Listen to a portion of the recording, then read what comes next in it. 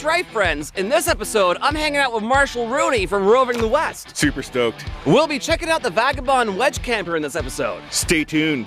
But for now, let's go test how this thing handles off-road as we make our way to camp. Cue the cool, edgy rock music. Yeah, that thing's pretty slick, Marshall. Where did you get that thing? I got it from a company down in Benicia, California. Benicia, eh? Sounds very exotic. Yeah, because that thing's the cat's meow, I tell ya. Stylish, lightweight.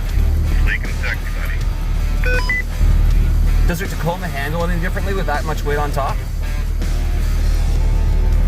Not that I've noticed. I've gone in pretty off-camber situations, and with the actual weight of it, it's really not too bad.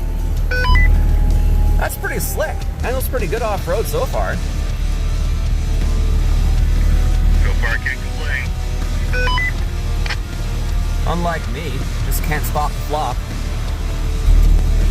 Just let it happen. I got no choice, man. It's flop city in this truck. Let that thing flop. This place is sick. Couple of Canadian overlanders on the beach. Look at that wild man.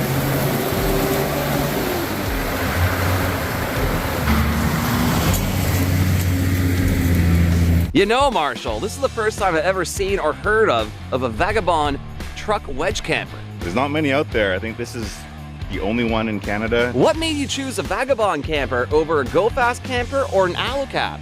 I just like all the options that they offer. You can do things like Arctic turn windows, insulation packages, a ton of different options that you can spec your camper builds out with. Yeah, I guess Go Fast doesn't have like all those options, do they? They do have the side panel delete mods that it comes with though. Those side panel delete mods are primo. Compared to a Go Fast camper, would you say the build quality on this camper is better? I've had a telephone pole land on the top of this camper, and I've camped probably 10 nights in it since and haven't had any issues, so I think that kind of speaks for itself. Overbuilt, I like it.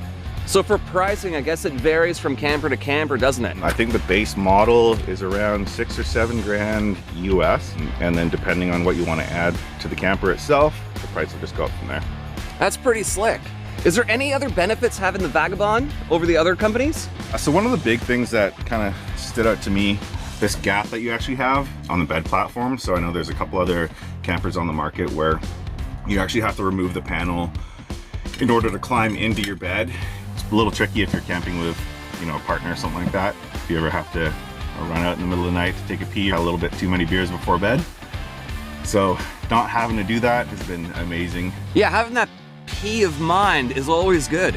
When you placed your order of Vagabond, is there any special options or features that you requested the company to put in? Yeah, so I actually did the full lighting package. So we've got all the knobs here.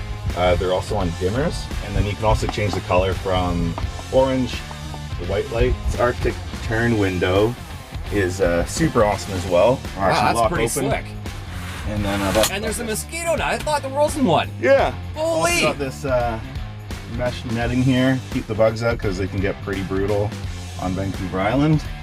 Marshall's lying to you. I've never seen one mosquito here. It just rains too much. Coming up top, we've actually got this max fan as well too. So it's just on a switch. You can either set it to pull in fresh air or pull out air. Oh yeah, so it sucks your farts out. Exactly, yeah. Is there some kind of insulation package that the Californians actually put into this thing? So I've actually put the insulation package on the camper itself.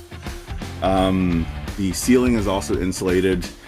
Vagabond does offer an insulation package for the tent material. I haven't really felt the need personally to get it, but I have heard from a few people that it is a nice option.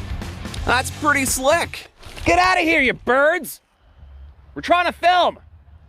Oh yeah, so instead of a window on this side, you've got an L-track system. That's pretty slick. Yeah, it's pretty nice because it gives you a ton of different mounting options. I just put a flat bar on this, drilled a couple holes just to hold the max track so I don't have to throw them in the back of the truck all dirty. My man, fabrication man. Heck yeah.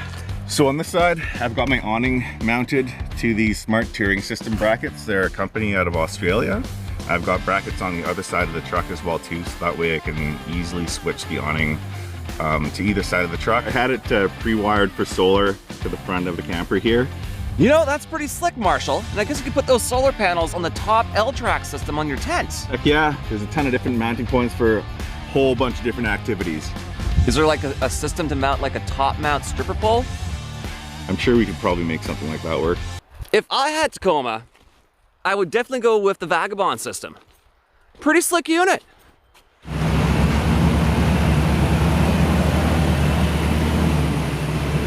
I think we'll be safe here tonight, Marshall. I think so, feeling like Obi-Wan. Got the higher ground, we're good to go. Yeah, Anakin. Sucks to suck. What a loser! But for now, I think we should set up camp. Not a bad idea. Stay a little drier. At least we got tons of firewood. Look at that hog right there. It's gonna keep us warm all night. Just like that. Let there be shelter. Just like any other camping trip, it's time to get the chainsaw out.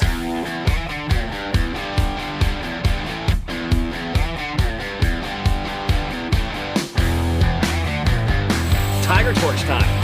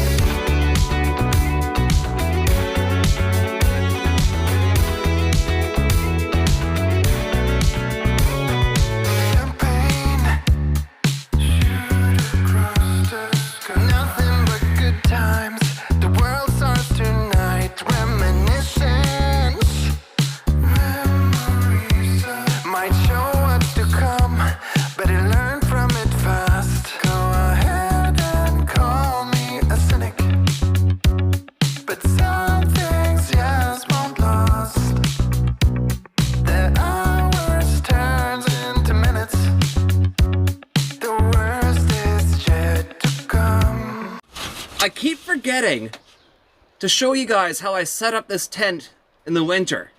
I think I've only shown you guys once, and you probably haven't watched that episode, and I don't blame you. So what I did, I used a toilet flange to go through the canopy, because it was a lot cheaper than welding, because I'm horrible at welding, but I'm really good at grinding. So you just unscrew your plumbing. Thankfully there's no black water behind that. And you just run your 3-inch ducting from the diesel heater outside. And you just run it through the tent. And I got heat. Dry heat. Unlike that propane heaters you guys use.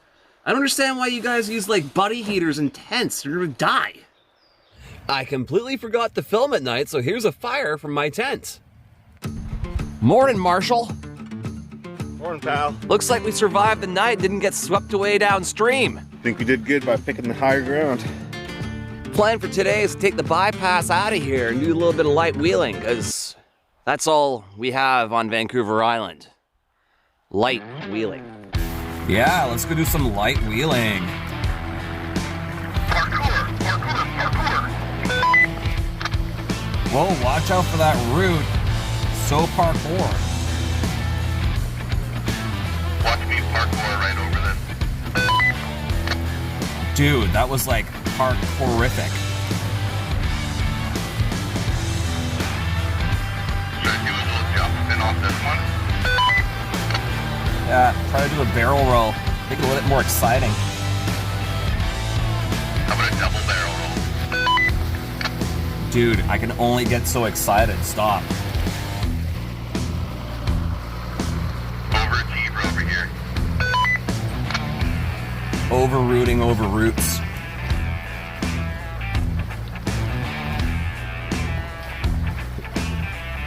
I like that. I think that should be a new slogan. Whoa, watch out. We're like in the foot of water. Oh no. Good thing I brought my snorkel. Oh, I'm done for. I don't have a snorkel. You want my swim trunks at least? You know it. You should try and do a backflip over that other route.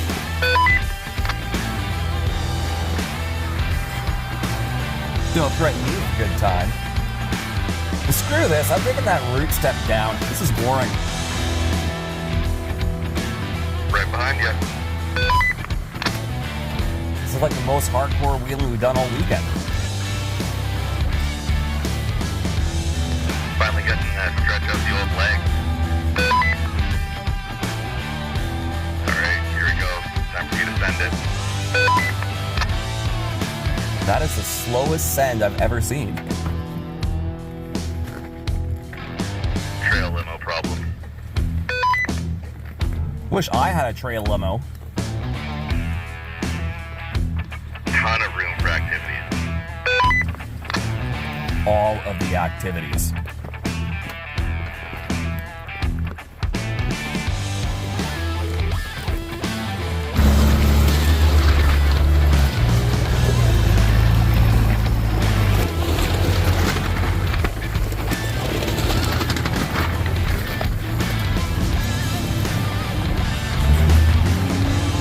I'm glad you came out, Marshall. That Vagabond system's like top shelf. Appreciate that. Yeah, definitely pretty happy with it. Yeah, so apparently there are more options on the market than just Go Fast Camper. Who would have thought? Marketing, right? Yeah. If you haven't subscribed yet, hit it.